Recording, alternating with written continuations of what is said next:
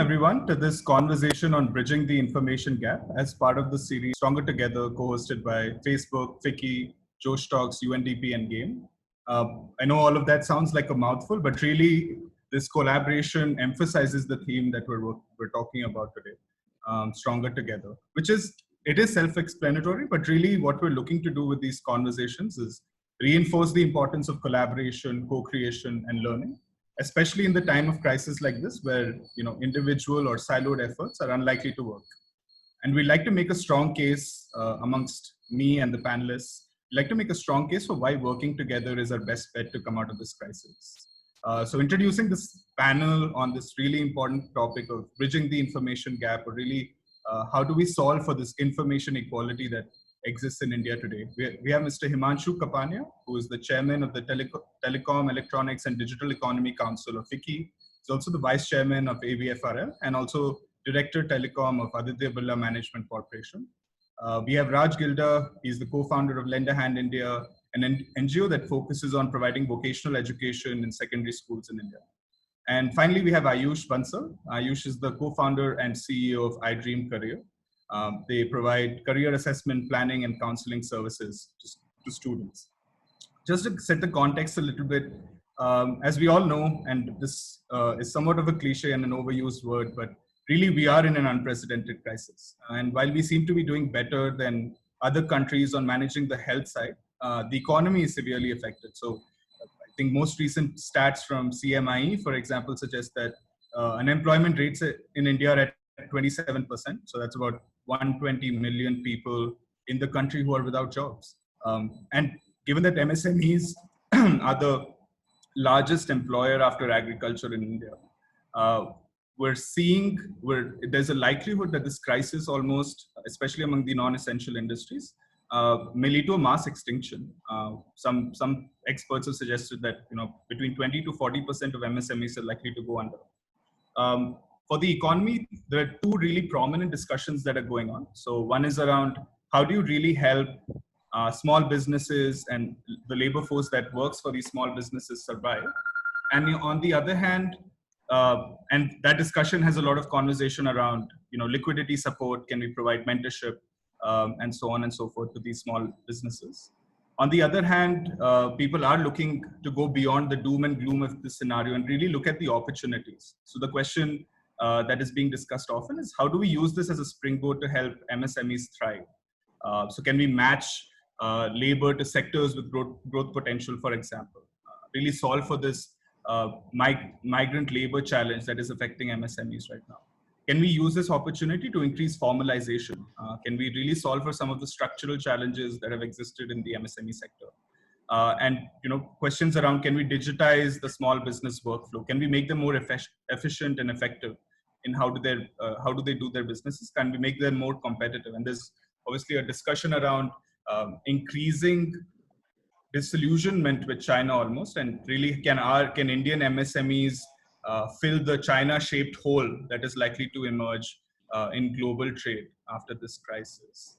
So obviously, to be able to make these discussions more action-oriented and to really drive action around this theme of survival and to help MSMEs thrive, we really need to be able to bridge the information gap. On survival, it's important that MSMEs have access or awareness of government schemes. They are aware of local support mechanisms that exist for them. On the opportunity piece, really to be able to understand what is out there. What does the next frontier look like for their business? What are pivots that they can make that can help them get to a new normal? And this information is not often widespread and as democratized as we would like. This crisis has really, to a certain extent, brought many fault lines that exist in India front and center, especially on this information piece. So from Game's own experience, we're seeing that there's a clear dichotomy between informal and formal enterprises, for example, where really informality is becoming a challenge for us to be able to support this 85 to 90% of enterprises that exist in India. We don't have data on them. We often don't know where they are. We don't know how to reach them, which has a significant effect, or it has a significant impact on our ability to communicate, share information with them, and so on. So I think with that context, I'd really like to now go to the panel and to kick things off from everyone's individual vantage point, understand a little bit more about these different fault lines that have become front and center because of this crisis. So really, we see, despite the ubiquity of the mobile phone and the increasing penetration of the internet, one clear fault line that exists is between those who have access and those who don't. But also beyond that, people who are able to use the information that they have access to and people who are unable to use that. So really, I want to start with Raj maybe. And Raj, to get your understanding over what are these fault lines that have come front and center, and what is the real difference between the segments of the perhaps the haves and the have-nots of this information? So thank you for having me on this panel, and I must say I'll draw largely upon my experience as my father owns a grocery shop. So I have, whatever he has or the situations he faced, will be certainly drawing upon his experience on this as well. I think it has been a perfect tsunami for MSMEs. It started with demonetization, followed by GST, followed by Corona. So it is like you hardly recover from one crisis, one disaster, and you are getting into another one. And especially from the point of view of getting ready about it, right? And many times the channel to which you are supposed to go for information, you are sort of running away from that, right? In that. So I think like if you ask my father, he will run away from the shop inspector or labor inspector, right? Or any sort of IT officer and other things too. So the very channel which are supposed to be providing this information to the MSMEs to get to them, that itself is not in a friendly zone, right? So I think that is one thing which definitely alleviates the crisis here. Secondly, in terms of the understanding the information, because many times the information is provided, but it is not really in a layman's language. There was a ministry circular about which shops can open and which shops cannot open last week. And I think many of us were not able to decipher which category my shop falls under. Can I open or can I not, right? And other things. And thirdly, I think at the end of the day, I would say that India is like United States of India. One size fits all doesn't work. What works in Gujarat or within, the North Gujarat versus South Gujarat and other things too. So government also has a huge challenge that how do you customize the communication for a particular segment where it can reach so that it is understood by in the local context, as well, and that sort of alleviates the fault line to which lies therein. Ayush, going to you, and this idea of really the United States of India and the diversity of individuals that we have to reach and what implications that has for information sharing. So wanted to really understand from you and all of the students you worked with, what are some of these, United States of India is obviously about language, but what are other fault lines that you see? So I will like to bit focus also on the MSMEs of education sector. So the schools which are government schools, schools which are low budget private schools as well, and we have heard already that UNESCO has stated this, that billions of students are out of school right now, and in India as well, 80 to 90% of the students who are from the low income family background, actually the first time wherein technology has become a barrier, right, for education. Because students who do not have laptops, who do not have mobile phone, who do not have internet, are not able to access education right now, as they are not able to go to school. And not everyone has access to internet and laptops and phones, especially from students who are from low income family background. So information is really, in terms of education, information has become a huge barrier for students to learn from low-income families. And this is very, very critical, because for the last couple of months, while the schools are closed, and if you see, the first action of the government was to close down schools.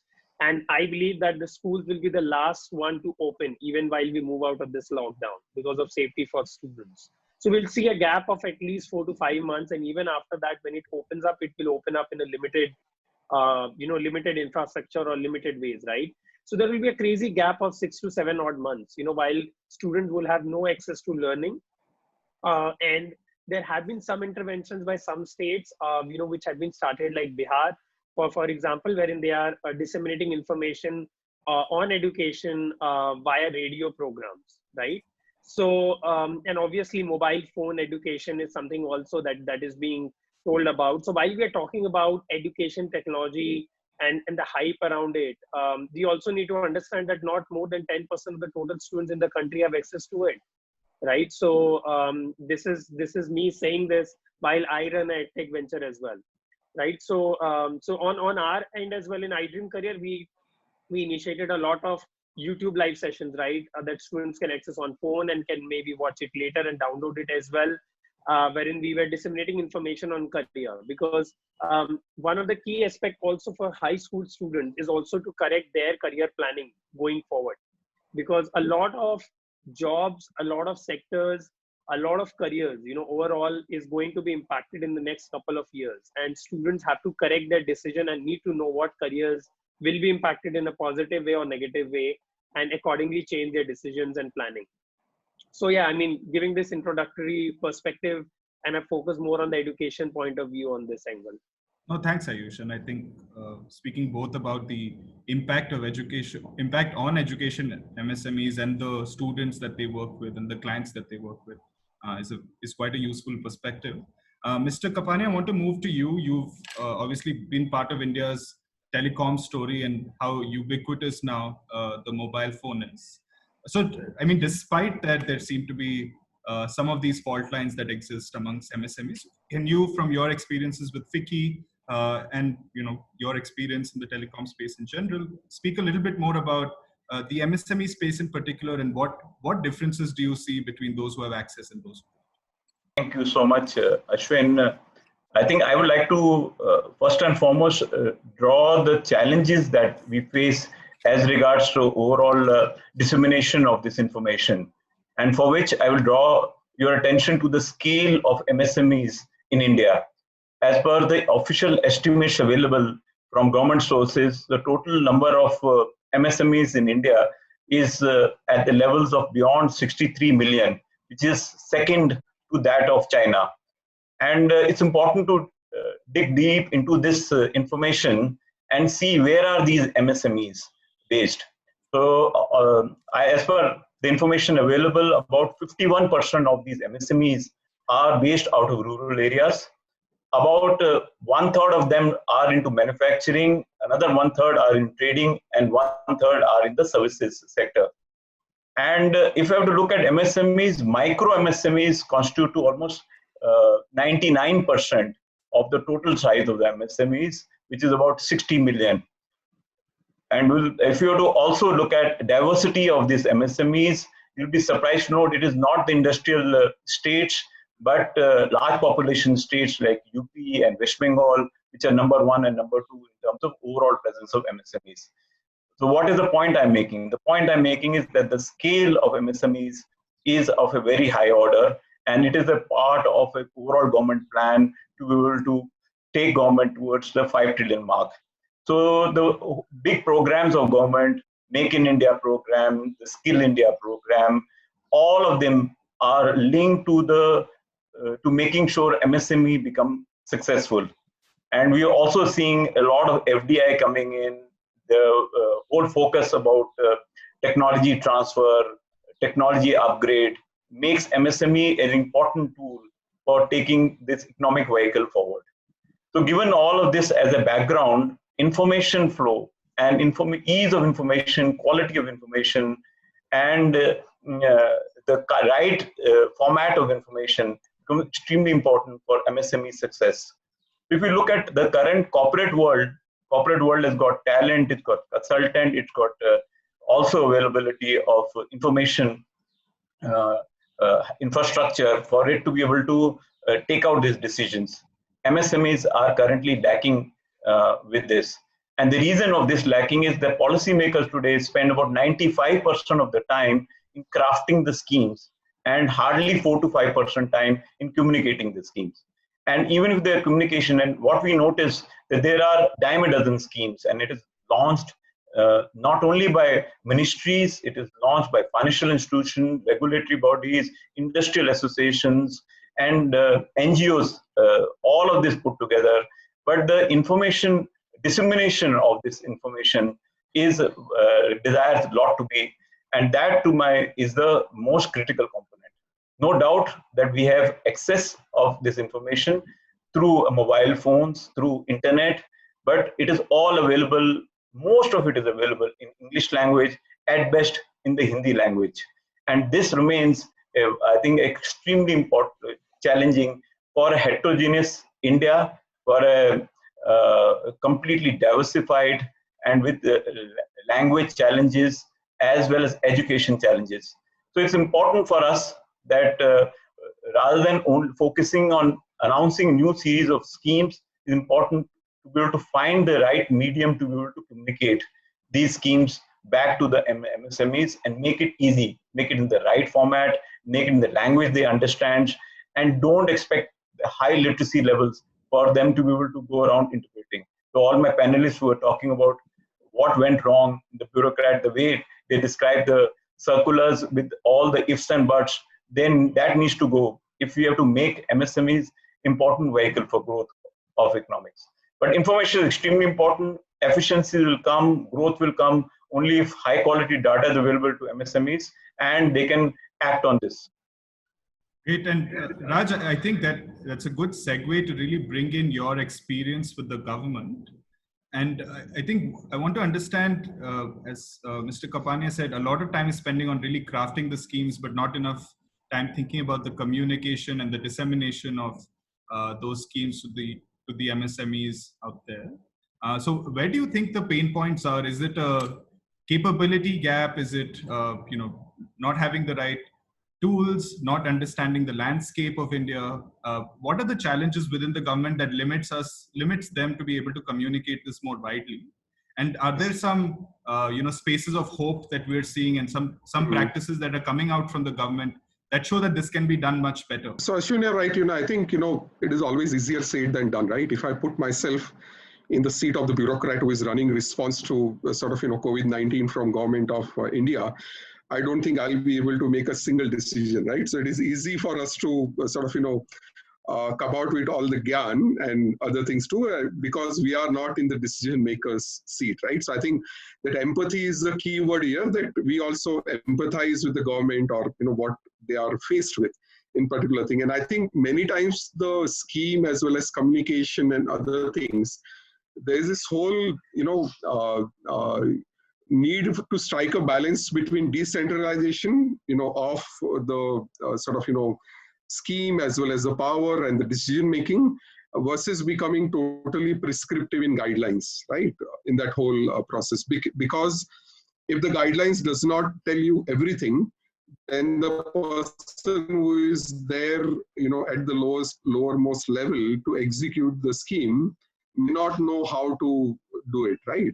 But at the same time, if the guidelines are formed at the central level, so much of a customization which is needed at the local level gets lost, because that 1% or 2% or 3% can only know so much, in the process. So I think what I would say that Panchayati Raj is a good example where enough autonomy has been given to the local institution to decide for themselves how they want to do things, right? So that is definitely one example which we have, where the Gram Panchayat have become stronger day by day, and of course there are much needs to be addressed there to be able to implement the schemes and other things too, but have been given enough discretionary power to look at what can be done. Secondly, I think involving the practitioners on the ground before the guidelines or schemes are formed, before they are launched, and other things too. So it can be rapid pilots, can be whatever. In that sense will help, and using the informal channels who have access to these MSMEs. So what I mean here is that, for example, there's a huge cadre of thousands of accountants. Accountant for MSME is the most trusted person. Anything in life happens, that merchant is first time going to go to the accountant. Ki main kya karu, mujhe batao karke. He is not a qualified chartered accountant at all. He is not a CA. but he's the one who is writing books, maintaining accounts. He knows in and out, दो number में क्या हो रहा है, एक number में क्या हो रहा है, bill पे क्या हो रहा है, cash में क्या हो रहा है, this, that, and other things too. So to me, one of the best channel for the government to get information of the schemes which Himanshu was talking about, is how do we tap into such informal networks, right? Who are sort of whom the MSME is believing in the first place, and also have a huge network in such place. Like my grandfather was a accountant like that, and at a point in time he worked with about 50 MSMEs, and he used to maintain books for them and all that. So if the government of India recruits my grandfather to be one of the channel, to reach to these MSMEs, it can reduce many of the pain points, that we are looking at here, right? Also using other channels. Now we have, examples of companies like Udan and of course GeoMart and, Bridge to Capital. And there's so many players who are coming now who are actually working with the same population that we're talking about. And not only in terms of digitization, but also improving and addressing a real pain point. So the government can use Udan and GeoMarts and, the Bridge to Capital, those kind of players in the world, also to get information to the MSMEs in that, process as well. And third segment, I would say that since we work with the students, even the students who are in 11th and 12th grade or students who are in college, and especially the 11th, 12th grade schools, which are in remotest corners of India now, how can we use them as a vehicle to get information to the MSMEs? They already are mobile savvy. They will know English to an extent. They will be able to speak the language of the grocer or whoever we are trying to speak to here, right? But I surely empathize with the government when you are faced with having to do guidelines and in such a short time, and the scale which always boggles you in that in that process. I always tell people that if you want to empathize with the government, become a management committee member of your housing society, and you will know that even a simplest of tasks, if you have to do, what it takes to get it done, right? So I think that is what is needed in that case. So I guess definitely more empathy is for the government and the past that is crucial at this moment in time. Ayush, I wanted to quickly move to you and really touch upon that last point that Raj made about using students who are, digital natives. They're comfortable with English to a certain extent. I wanted to understand, really, is that enough in your experience, that there is intent, there is ability to access information, there are tools like the mobile phone that allow them to access information, but is that enough to really convert, or is that enough to really get them to access that information? Are there parts of the puzzle that we're missing that go beyond just the availability of a mobile phone and understanding English, for example? Definitely one thing is very clear, that the young age, the youth, the young students, especially in the high schools, are very tech savvy. There's no doubt about that. While we work with students and teachers as well, we have seen that the students pick up the platform or the mobile apps, how to use it, etc., really, really quickly.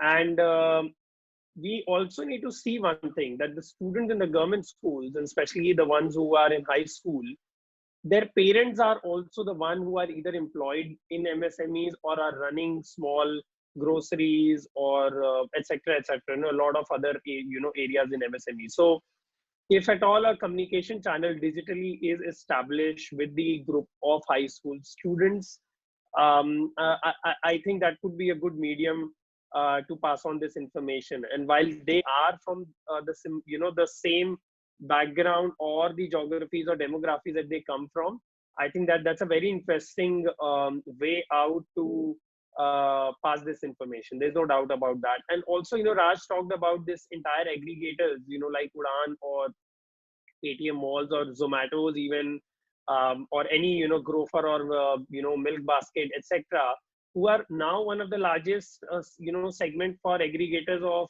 MSMEs, across the country, right? I think a partnership with them in a way of communication as well is something that should be, I think that would be really, really fast and impactful. Got it. And I think we're speaking about a few different things in being able to unlock access to information. One obviously is how can we tap into existing information channels that are almost informal. So the CA network, and in some cases formal like the aggregator network. Mr. Kapane, to really scale this, I mean, and you mentioned this before, that a lot of technology and the access to information right now is Hindi and English, and there are biases in a certain sense that in the information systems that exist that are not fully vernacular right now. And so to really help with this technology transition, are there perhaps culture neutral tools that help scale this much better? In United States of India, where people speak a lot of different languages, literacy levels differ significantly, or ability to absorb and understand language differs significantly. Are there any tools that we can use really to be able to I think make this more culture neutral, make these information systems less biased towards certain segments and so on? I'm going to answer your question in two parts. First part is before I respond to your specific question about how can we move from English language or Hindi language to local and vernacular. It's important that what is the present status of digital access for all Indians.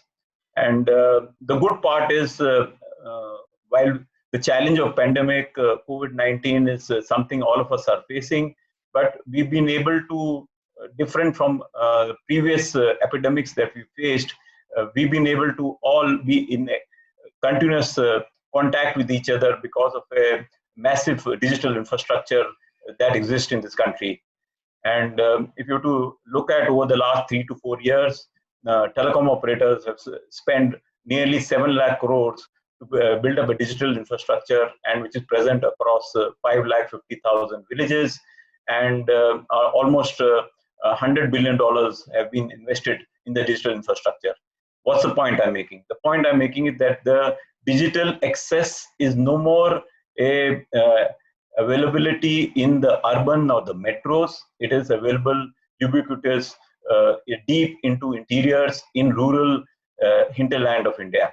So it's not about access, which is the challenge. It is about digital natives versus digital immigrants, who are the ones who have adopted easily to digital and who are struggling to adopt to the digital side. Now, covering on that, the natural, as Ayush was mentioning, the natural digitals are the millenniums, the elites, the English-speaking audience.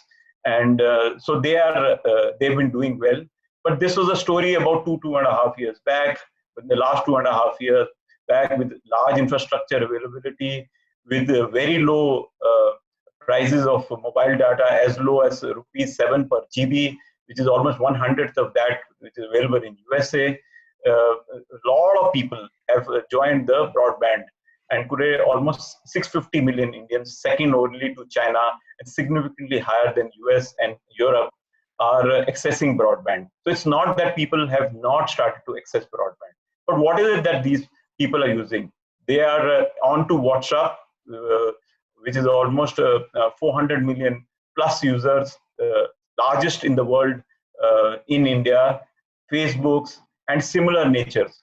What's the point again I'm making? The point I'm making is people are comfortable to come to entertainment-based communication, and they are irrespective of the language, irrespective of the location, even rural customers today. In fact, the last report that came in about 15 days back, there are more rural India who are accessing internet than urban India, primarily because of Facebook and WhatsApp, and they're very comfortable in Messenger, they're comfortable in using WhatsApp. But now come to the real question is, what about MSMEs? And that is where the gap is coming. So they are comfortable in communication in the way is communicated to them, but not comfortable in the way we are, the government and the bureaucrats and the policymakers are making the information available through search, through email, through blogs, and in English language. So what we have to do is to be able to, that we see all these MSMEs, most of these MSMEs are today definitely slowly adopting to digital, but they're adopting in channels which is where the policymakers are not adopted. So we have to get the policymakers to go on towards WhatsApp and make the information flow a lot more frequently and repetitive form, go into Facebook, go into platforms that the current masses, and this is what the term that you'll be using, democratizing it, so that the information can easily be available in form, in shape, that all of us are easy to absorb. And that so there is a big need from changing away from websites and pure app-based, knowledge-based apps to move to API-based models of WhatsApp and be able to build videos. I'll talk about it later, but there is a need to be able to think out of the box as far as communication is concerned, because it's not about access, it is not about desire, it is about creating relevance of the content that is being created. So don't make it extremely bureaucratic, make it easy for the people and make it reach the platforms which all of us, or at least the masses, are using. I think that idea certainly resonates with us quite a bit at Game, because we're also trying to operationalize a entrepreneur support network almost on Facebook. And we see a lot of these support networks already. So one entrepreneur gets the information about a scheme from SIDBI, for example, and is able to access that information. Once you share it on that Facebook group, that almost becomes a conversation starter. And you have a bunch of folks who have the experience, who've gone through the process of trying to get this credit line from SIDBI, and who can, answer questions, and it makes sure it's bottom up clarification, making the information more relevant than just being kind of static. It becomes a pathway where a bunch of people can solve for a lot of problems, answer questions around eligibility, for example, which is a question often with government schemes and so on. So I think really that being able to put this information where a lot of the MSMEs are, a lot of where the young people are, but also using decentralized networks, which is something that Raj said. He mentioned the Panchayati Raj, but also using these networks of entrepreneurs and MSMEs to be able to put this information, make sure that they share it, but also make sure that they are able to help each other act on it. Feels like a really interesting way to go forward. I want to, I think, go one by one through the panel and think about our theme for today, which is Stronger Together.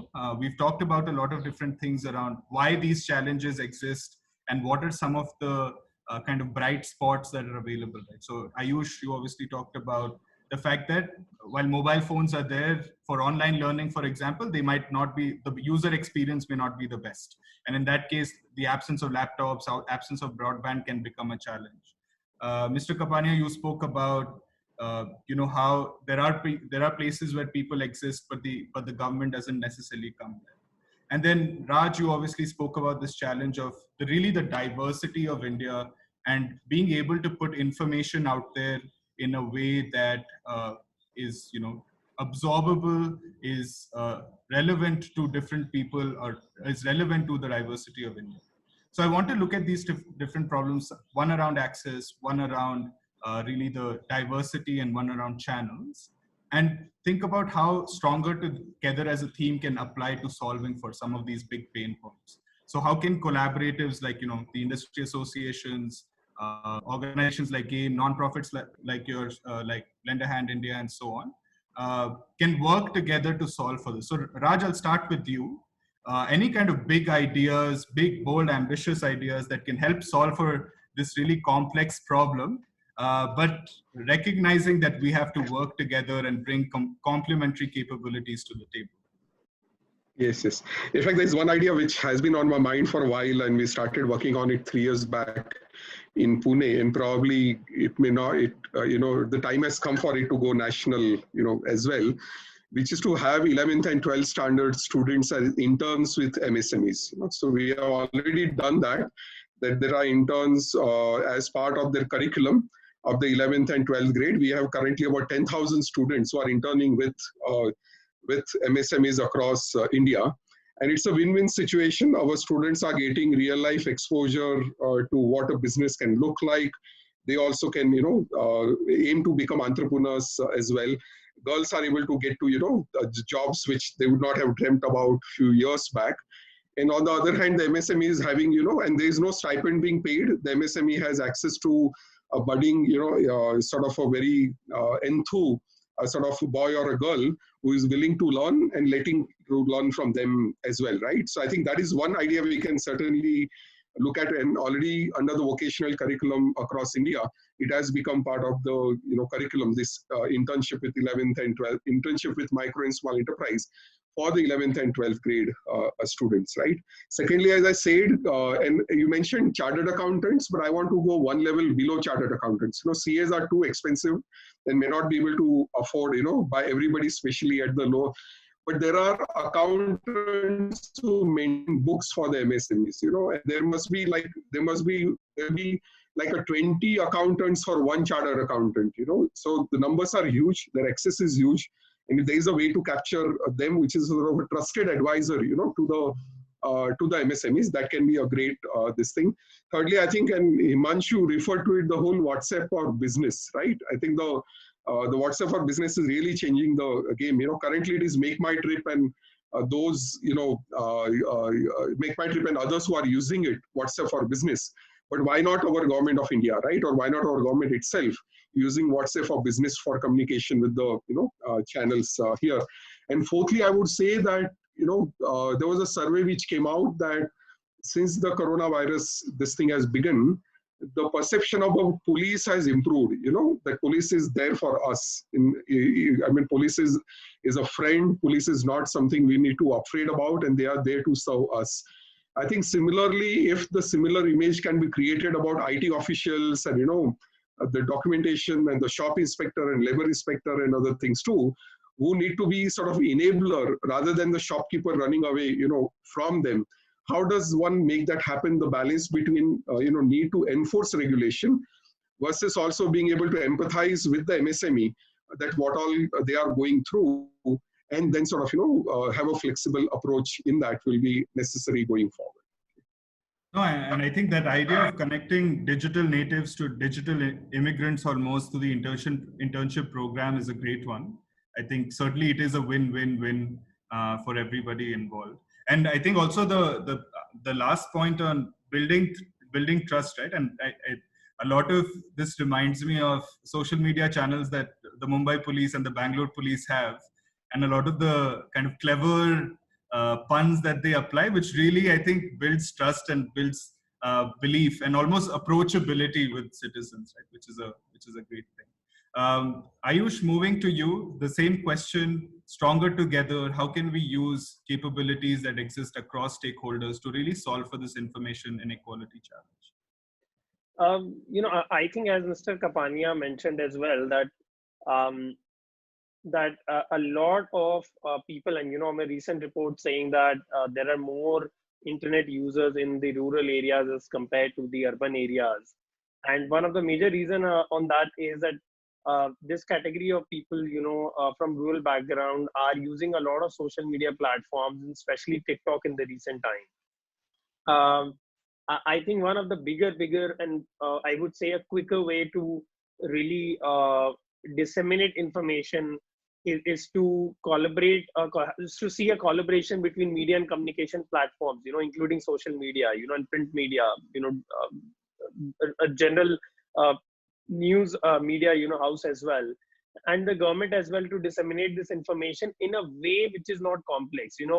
A joke is, going around which says that the government should institute a ministry of clarification, also that all these notification of the government is so complex, right? Leave a normal person, but even a literate person can't understand or make most out of it. So the communication, the way of communication also has to be simple, and it should be in the way which these people from MSMEs or job seekers can connect to it as well. And how these social media platforms, including Facebook, TikTok, Instagram, all these platforms can collaborate with government to disseminate this information. right? So I think this is going to be one of the, very fast way and one of the most highly scalable way to look at solving this problem of taking out information to people around the country. Thank you, Ayush. Mr. Kapania, last word to you. Thank you. Ashwin, there, I think I've got a series of ideas, and some of the ideas I'm going to take it from Ayush. Working together is going to be the theme to make MSMEs successful, because it is in our interest that MSMEs become successful, and we all will agree that ease of information available, it's not about new policy, ease of information available and genuine information available at a click will make MSMEs far more successful, far more efficient, and far more globally competitive. The first idea that I'm saying, and this is where the role of FICCI, industrial associations, and working together, not only with government, but also new startups, is to be able to make sure how do we convert this communication into easy to understand, and which is where I think one way what has made a big difference for India as far as adoption of internet is mobile videos. And with mobile videos, and this is example Ayush is talking about, so from user generated, convert all the information or policies into video form, into which an MSME will, and we are discussing here 63 million MSMEs, they're employing close to about 15 million people, 115 million people, all of them through form, policies are made available not in text form, not in web form, but with the help of association, with the help of certain startups who can work on mobile videos and make these mobile videos easily accessible on platforms like WhatsApp and equivalent to these MSMEs. I think it will make a huge difference about policies that exist in file to the policies which get implemented. So that's one simple idea as far as current technology is concerned. But it is about moving forward into future technologies. And lots of startups today are working on artificial intelligence. And a lot of our own companies are working on concepts of which is important for us, starting with the visual search from text-based search. It is important that the visual search is something that we bring into a MSME communication, the policies of government. Can it be now available in a visual search form? And this is where we believe is the second, if we introduce technology, it will really help the communication. Third is voice commands. So we've discussed video, we discussed visual. What about voice commands? And there is a lot of voice synthesizer technology is currently available, and telecom operators, associations, as well as innovative technology, new trend technologies which are being introduced by multiple new startups.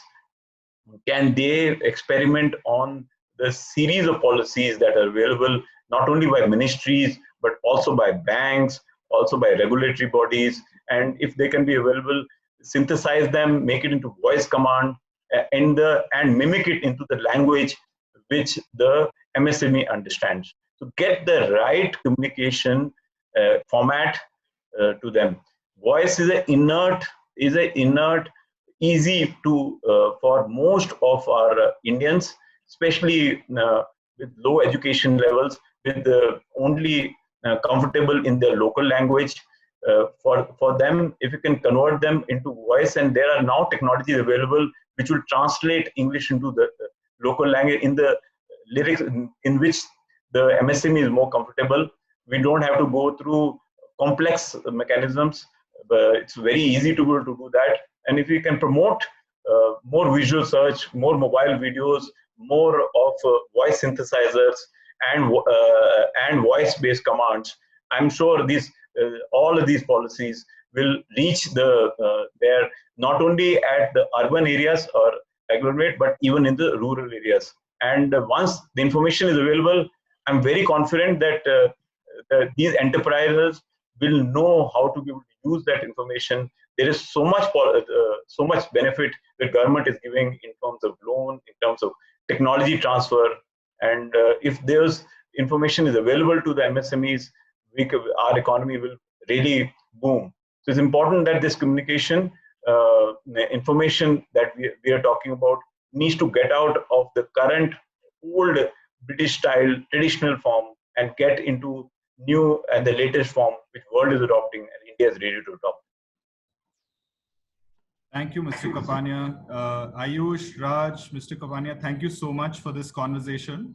I really hope that it sparks inspiration, sparks additional conversation, and really the theme of Stronger Together is internalized by the listeners of this conversation. Thank you so much for that. Questions, answers on the form and nature of the message that we should be thinking about. We should look at messages that account for the diversity of India and the United States of India almost, and that being reinforced, and really the channels where United States of India is actually present in today. Can we make sure that we are reaching out to them rather than they trying to search for this information, really find and really look for where this information is kind of buried somewhere further away from where they are. I think those are really important messages, and really, I think, reinforce the idea that we have to be working together across platforms, across organizations, across formal and informal channels, and so on. So I think a great conversation certainly inspired me, and certainly a lot of things to take back to GAME, and I hope that is true for everyone who's listening. Thank you so much. Okay. Thank you. Thank you so much. Thank you, everyone. Thank you.